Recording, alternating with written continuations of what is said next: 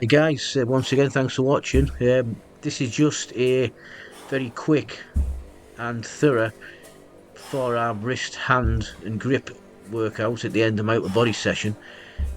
What I'm doing here with 20 kilo plate flips, back to back. This is a giant set, by the way. I'm doing 5 exercises back to back. Takes about 5 minutes when you go from one exercise to another. Do about 20 per hand in sets of 5. This is a dumbbell wrist curl. I went straight into an 80 pound dumbbell. About 30 to 40 reps per wrist on this one.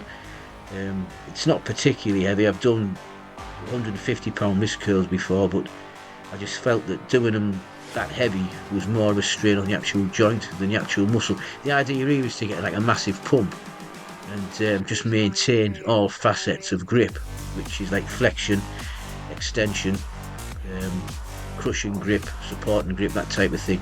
Also, as well as this, I'm doing sandbag floor to shoulder every other week, which is particularly tough. The way I do it, which isn't the way the strongmen do it, by the way, I do it a more difficult way, where you don't lift as much weight, but it's better for your grip because you have to dig your fingers into the bag to get it up.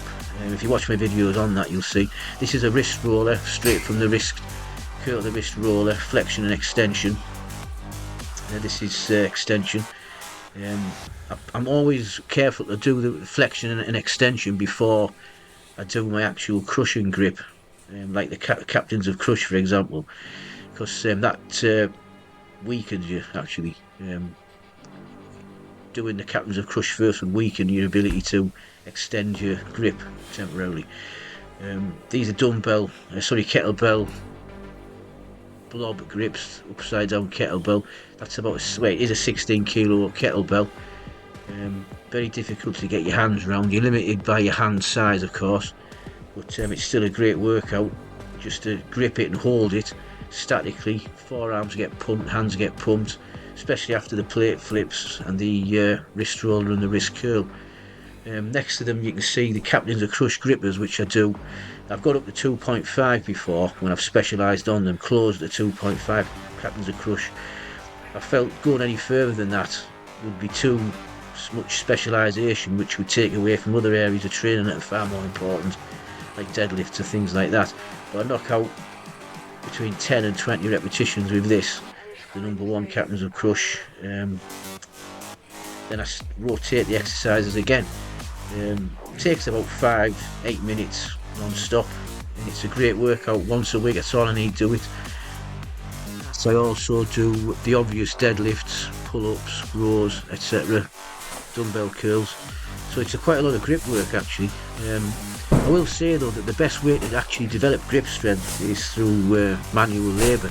You see the guys who've been like builders or joiners or some sort of trade where you're using a hammer or a screwdriver and you're constantly working your hands over the course of decades. It takes time to build really strong grip, and crushing grip and supporting grip, etc.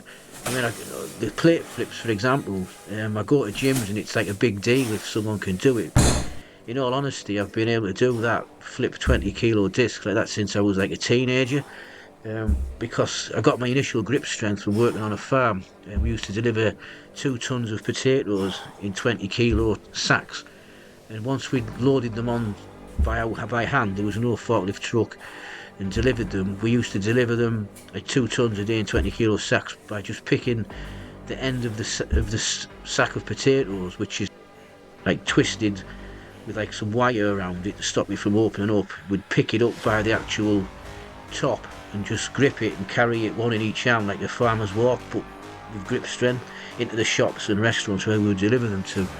And it would just grip all day long, just doing that, 2 tons of potatoes. So I mean, that's where I got my actual grip strength from. And it never seemed, as long as you're doing something, like for years I just did deadlifts, and grip's never been a weakness for me. I'm only 5'7", obviously I haven't got the biggest hands in the world, but my actual grip is still there, and it was got through manual labour. So I'll just leave it at that and let you know, if you want a strong grip, it's a lot of work over a very long period of time to thicken and build your hands. There's no quick fixes for this. Anyway, once again, thanks for watching. Till next time, train hard. Thank you.